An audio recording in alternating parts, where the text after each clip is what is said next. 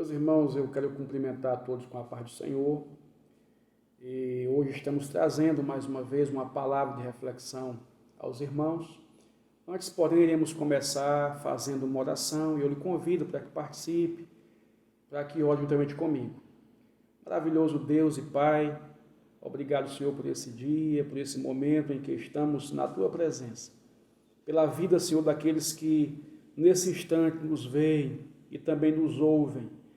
Que a Tua bênção alcance a cada uma das vidas, que o Senhor venha a ser com cada um dos Teus filhos, que a Tua presença, Pai, inunde o coração e também o lar de cada um dos Teus servos.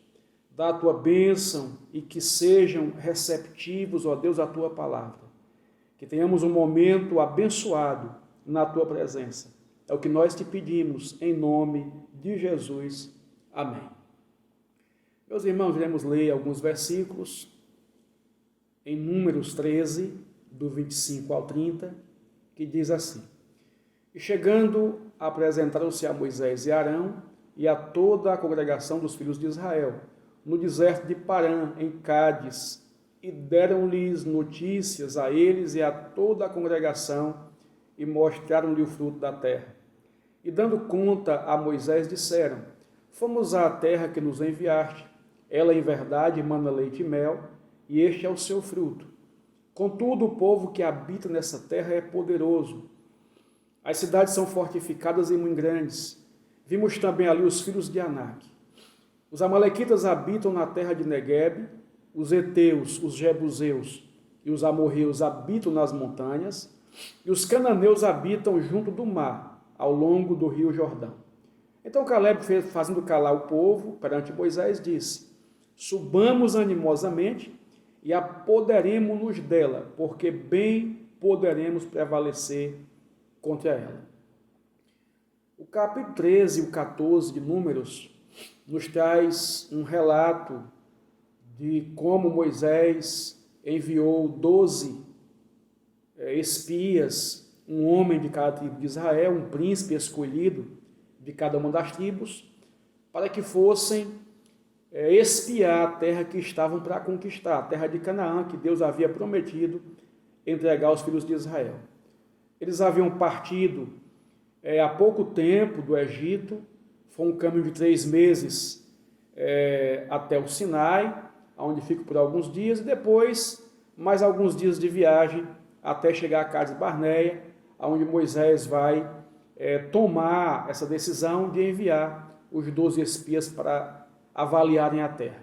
Eles voltam trazendo um relatório e, apesar do relatório, das informações serem positivas em alguns aspectos, havia também alguns aspectos negativos, e a visão que eles têm da terra, os 12 espias, difere.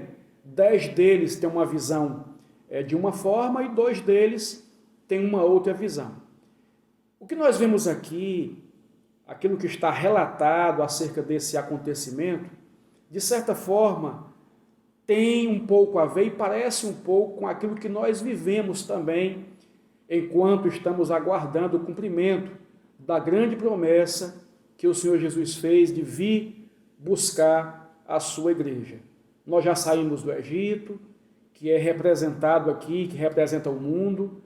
Nós já estamos caminhando, podemos dizer, pelo deserto, porque não é aqui a nossa morada, não é aqui o nosso lugar, estamos a caminho da Canaã celestial, estamos a caminho de conquistarmos a maior de todas as promessas que o Senhor fez à sua igreja. Mas nessa caminhada, nessa trajetória, nós também dependemos do cuidado de Deus. Vivemos também na expectativa do cumprimento de promessas que recebemos do Senhor para nós também aqui na terra. Então nós temos promessas que aguardamos que o Senhor cumpra, que o Senhor nos fez, estamos esperando Ele cumprir enquanto estamos aqui, pois dependemos do cuidado dEle, dependemos da bênção do Senhor enquanto aqui estivermos, e também aguardamos a promessa de estarmos eternamente com Ele na nossa Canaã celestial. Para alcançarmos essas promessas, tanto as promessas que dizem respeito à nossa vida aqui na terra, quanto a promessa de estarmos com o Senhor para sempre no céu, nós enfrentamos alguns desafios. Existem desafios que precisam ser vencidos. E a nossa vitória concernente a esses desafios, a essas lutas e dificuldades que enfrentamos pelo caminho, de certa forma depende da visão que nós temos acerca do que Deus pode fazer através de nós. Depende muito de para onde e para quem estamos olhando. O fracasso de Israel conquistar a terra naquele momento, tendo o tempo prorrogado por mais 40 anos, em que eles ficam vagando pelo deserto até finalmente alcançarem a promessa de entrar, de conquistar a terra prometida, se deve exatamente à visão de 10 dos 12 espias. A forma como eles enxergaram para onde eles estavam olhando quando foram enviados a espiarem a terra prometida. Então a pergunta é, para onde estamos olhando? Para onde estamos olhando? Para aquele que fez a promessa ou para os obstáculos? Eles entram na terra prometida, entram em Canaã, avaliam a terra, conforme a orientação de Moisés, se a terra era boa ou má, como eram as cidades, se fortificadas ou fracas, como eram os moradores daquela terra, enfim, eles tinham que analisar minuciosamente, detalhadamente, a terra que estavam para conquistar. E eles, a partir daquela avaliação que eles fazem, trazem uma visão negativa, 10 deles, porque não olharam para aquele que havia feito a promessa, mas olharam para os obstáculos. Números 13, 30 e 31, diz assim: Então Caleb, fazendo calar o povo perante Moisés, disse: Subamos animosamente e apoderemo-nos dela, porque bem poderemos prevalecer contra ela. O verso seguinte, o 31, diz assim: Disseram, pois, os homens que subiram com ele: Não poderemos conquistar a terra, pois aquele povo é mais forte do que nós. A visão dos 10 espias é uma visão voltada, direcionada para os obstáculos. Nós não podemos subir contra aquele povo.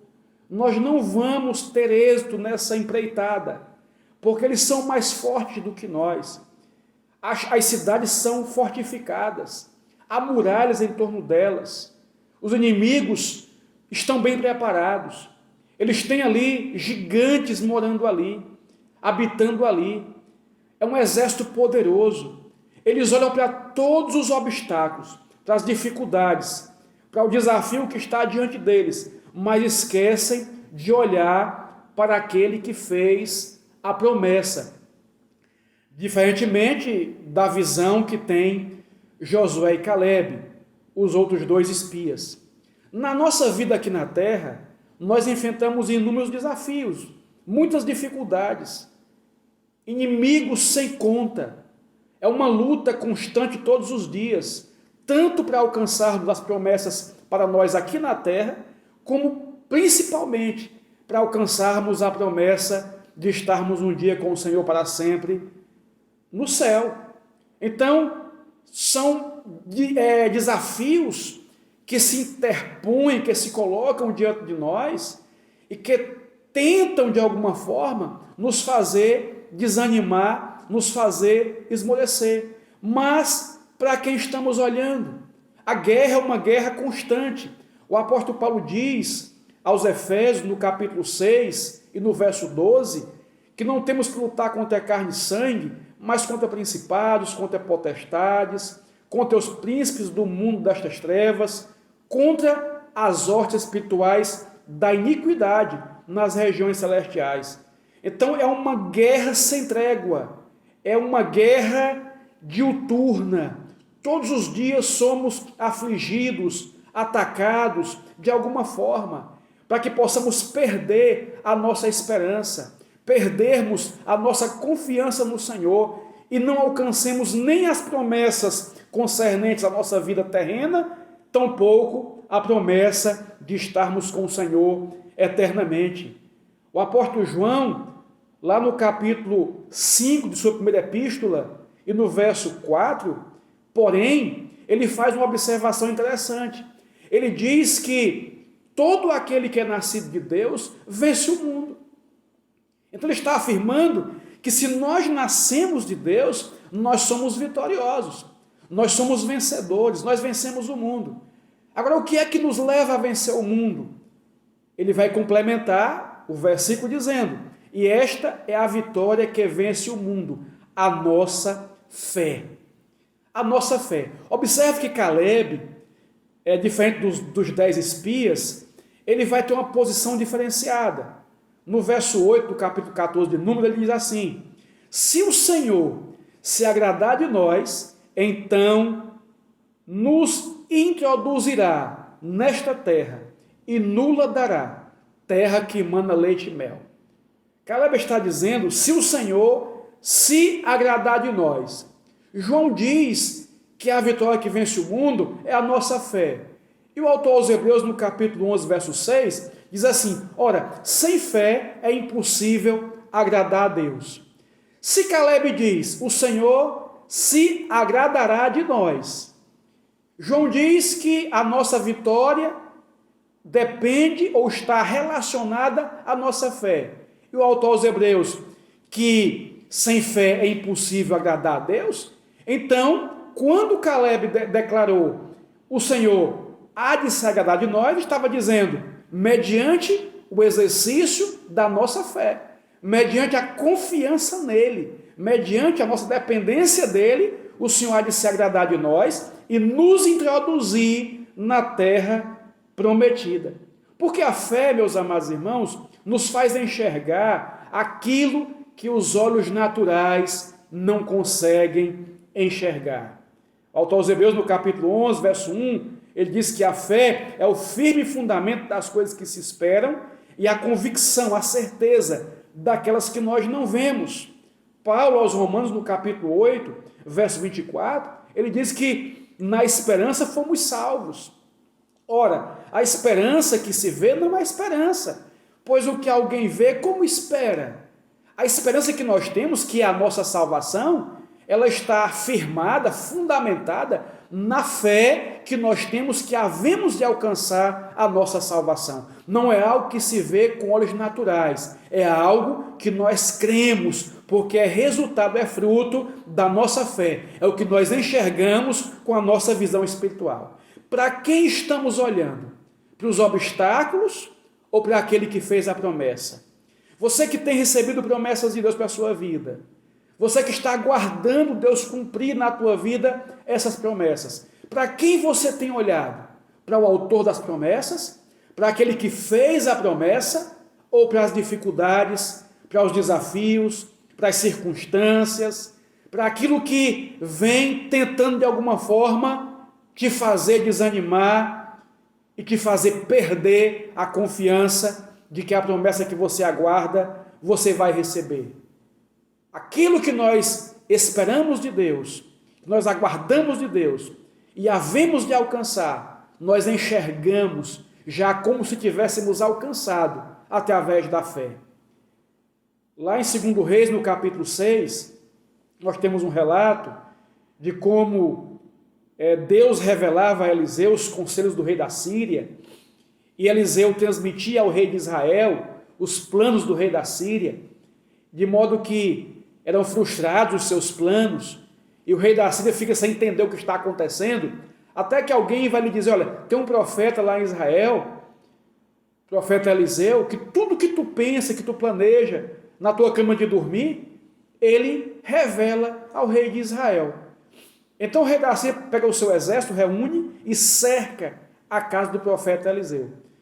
De repente, o moço de Eliseu, Geazi, está olhando pela janela, e ele vê o exército do rei da Síria.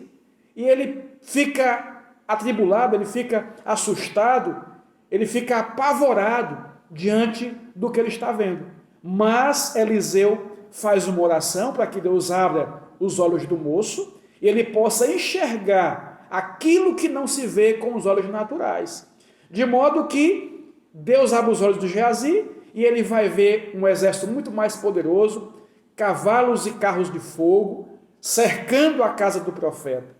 Então, precisamos olhar para aquele que fez a promessa, com uma visão espiritual, e enxergarmos o livramento que vem da parte de Deus, e o que Deus pode fazer através de nossa vida, porque as circunstâncias, os obstáculos, não devem ser impedimentos para alcançarmos o cumprimento da promessa de Deus. Então, para quem você está olhando?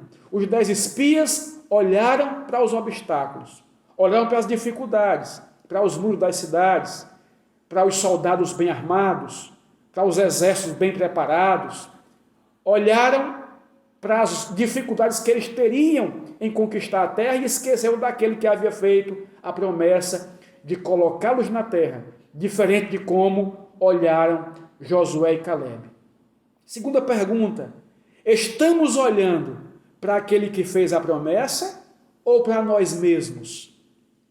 Muitas vezes achamos que somos capazes, que podemos alguma coisa, que por nosso próprio mérito ou capacidade iremos conquistar alguma coisa, quando na verdade Deus é quem faz em nós e através de nós. Se formos olhar para nós mesmos e esquecer de olhar para o Senhor, autor e consumador da fé, certamente nós vamos ter uma visão fracassada de nós mesmos e, consequentemente, nós não vamos alcançar o que Deus tem nos prometido. Números 13, 33, diz assim: temos também visto ali os nefilins, isto é, os filhos de Anak, que são descendentes dos nefilins, éramos aos nossos olhos como gafanhotos, e assim também éramos aos seus olhos. Olha só como é que os 10 espias se viam e imaginavam também que eram vistos como gafanhotos. Eles se veem como fracos, como insignificantes, como frágeis, alguém que pode ser facilmente esmagado diante dos pés dos inimigos, quando na verdade, em vez de olhar para o Senhor que haviam feito a promessa, parece-nos que eles esperavam que pela própria força deles, pela própria capacidade e pela força do braço e pelas suas armas, poderiam conquistar a terra prometida. A promessa da conquista da terra era algo que alcançariam por parte do Senhor. Deus os colocaria lá, Deus os faria conquistar. Eles não dependeriam unicamente da força de seu braço. Quando Davi esteve diante do gigante Golias, todos conhecem bem essa história, o gigante olhou para Davi e o tratou com insignificância, e o tratou com desprezo. Mas Davi não olhou para si com desprezo. Davi não olhou para si com a mesma visão que o gigante olhou para ele. Davi, ele vai ousar e ele vai declarar: tu vens a mim com lança, com escudo, mas eu vou a ti em o nome do Senhor dos exércitos, a quem tens afrontado. Davi coloca toda a força da vitória, da conquista, no braço do Senhor e não no seu braço. Davi atribui o resultado, a definição da guerra, da batalha entre Israel e os filisteus ao Senhor. Ele atribui a Deus e não a si, de modo que ele diz: eu vou a ti em o nome do Senhor dos exércitos. Ele não olha para si como os inimigos o olham, como o gigante olha para ele. Esse é o grande problema dos 10 espias aqui. Éramos aos nossos próprios olhos como gafanhotos. Nos vimos com total insignificância. Nos vimos com total desprezo. Da mesma forma como parecíamos também ser aos olhos deles. É interessante que Calebe, ele vai se pronunciar, ele vai agir de forma diferente. No verso 30 do capítulo 13, diz assim: Então Caleb, fazendo o povo calar diante de Moisés, disse: subamos animosamente e apoderemo-nos dela, porque bem poderemos prevalecer contra ela. No capítulo 14 e no verso 9, ele vai dizer assim: tão somente não sejais rebeldes contra o Senhor, não temais o povo desta terra, porquanto são eles o nosso pão. Retirou-se deles a sua defesa, e o Senhor está conosco, não temais. É o Senhor quem vai nos dar a vitória, é o Senhor que vai definir a nossa vitória contra os nossos inimigos e colocar nas nossas mãos a terra prometida. Observemos que o próprio Deus testifica acerca de Caleb, no verso 24 do capítulo 14, dizendo assim: mas o meu servo Caleb, porque não houve nele outro espírito,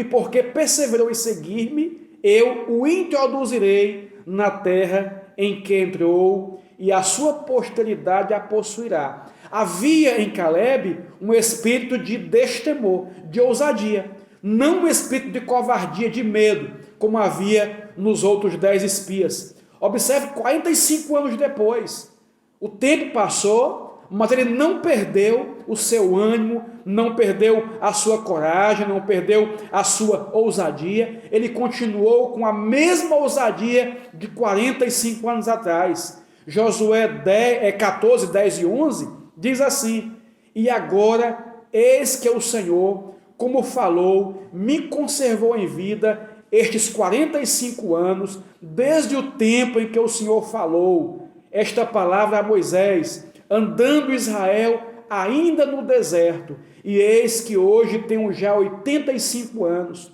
Ainda hoje me acho tão forte, como no dia em que Moisés me enviou. Qual era a minha força? Então tal agora é a minha força, tanto para a guerra, como para entrar e para sair.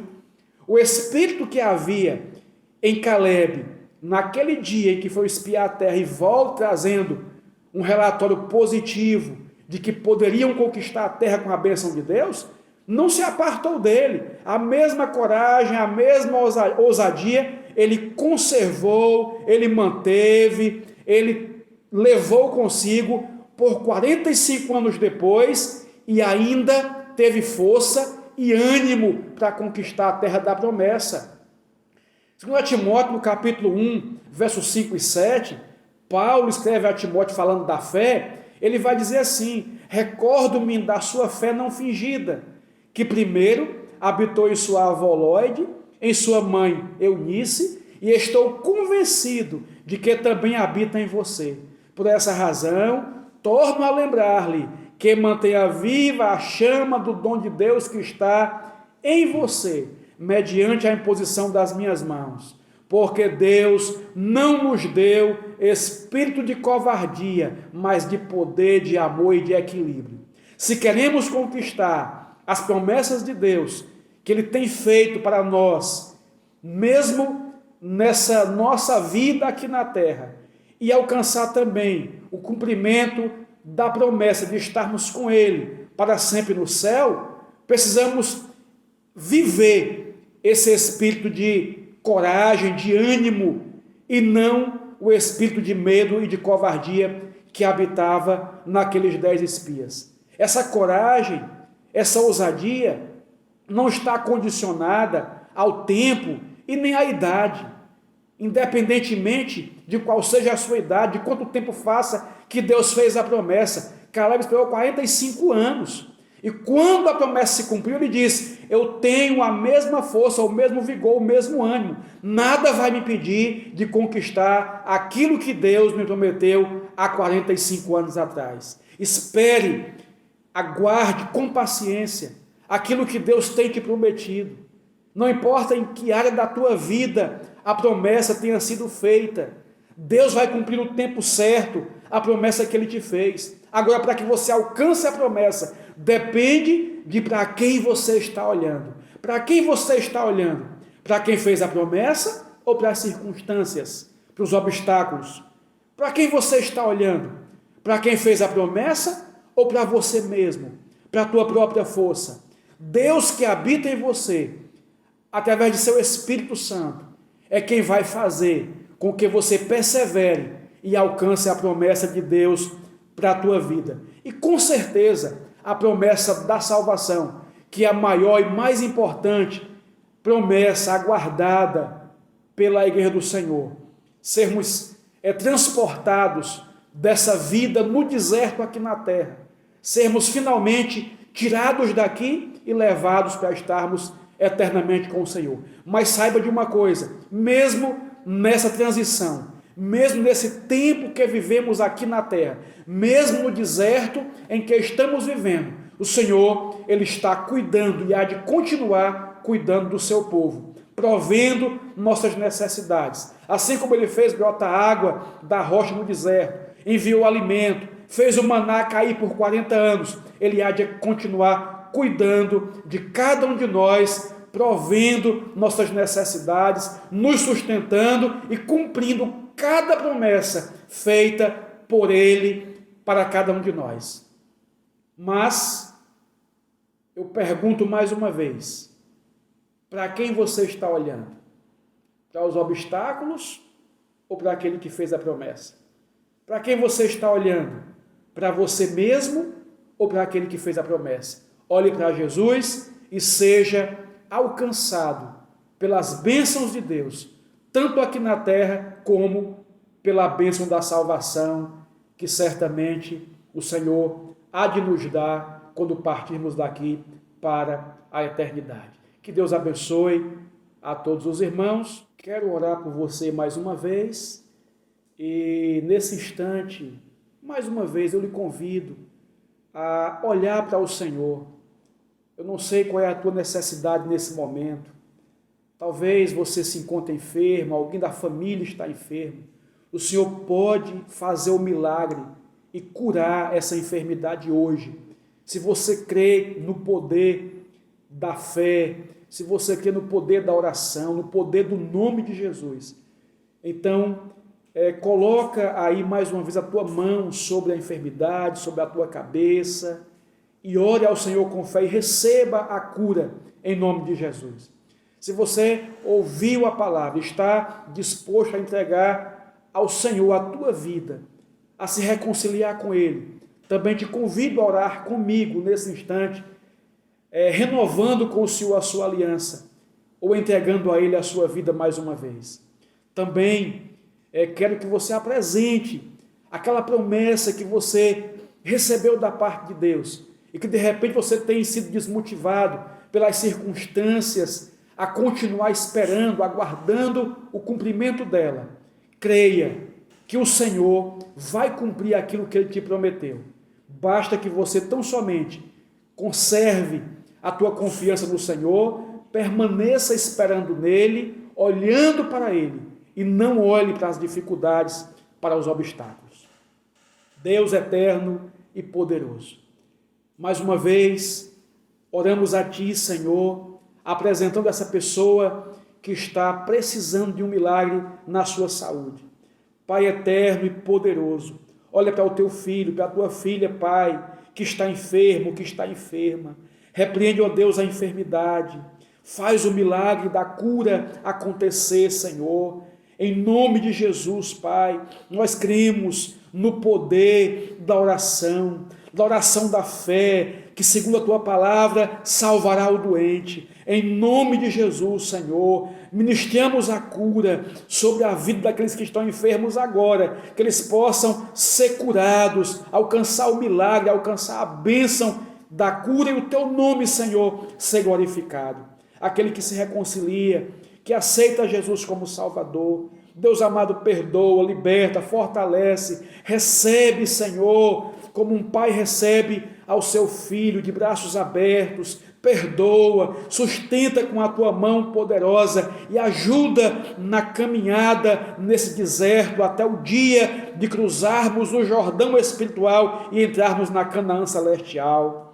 Deus amado, também Te apresento aqueles que têm promessas de Ti para a sua vida, Senhor, promessas da vida aqui na terra, promessas que não foram ainda alcançadas, mas eu sei que o Senhor há de cumprir, porque foi o Senhor que prometeu. Se estão, meu Deus amado, olhando para as circunstâncias, para os obstáculos, ajuda-lhes, ó Pai, a tirar a visão dos obstáculos e a olhar para o Senhor, para aquele que fez a promessa, e certamente no tempo certo, no tempo oportuno, a promessa que o Senhor fez há de se cumprir na vida dos teus filhos. Deus eterno e maravilhoso, dá-nos a tua bênção, sê conosco, ó Pai, a cada dia da nossa vida e nos sustenta com a tua mão santa e poderosa. É o que nós te pedimos mais uma vez, em nome de Jesus, e por fé já te agradecemos. Que Deus abençoe a todos os irmãos e que você continue, como dissemos, olhando para aquele que fez a promessa. Que a graça do Senhor Jesus, o amor de Deus, o nosso Pai, o poder e a comunhão do Espírito Santo sejam com todos os irmãos, hoje e sempre. E você que crê assim, aonde você estiver, confirme dizendo amém. Deus abençoe.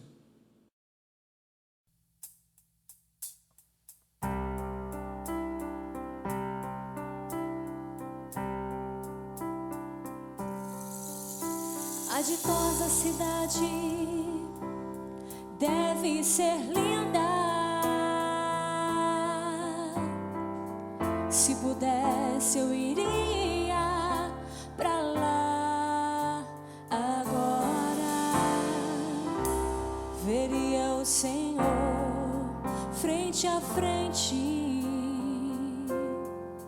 cantaria naquele imenso coral.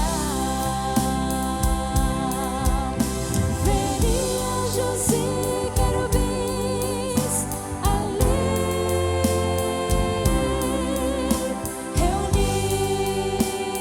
reunidos, cantando hosanas ao Rei. Breve este meu pensamento será realidade, pois pra lá voarei.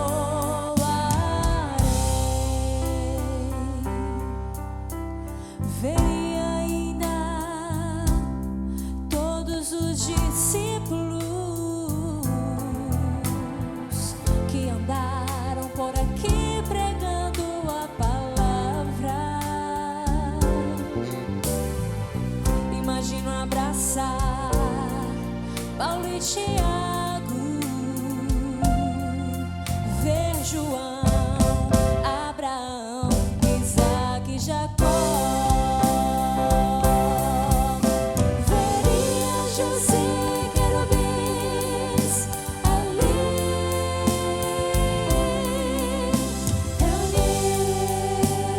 reunidos, cantando hosanas ao Rei. Breve este meu pensamento será realidade, pois pra lá voarei.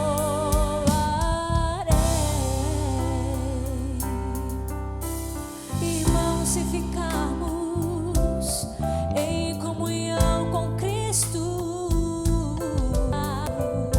naquela linda cidade nós iremos morar. Veremos o Senhor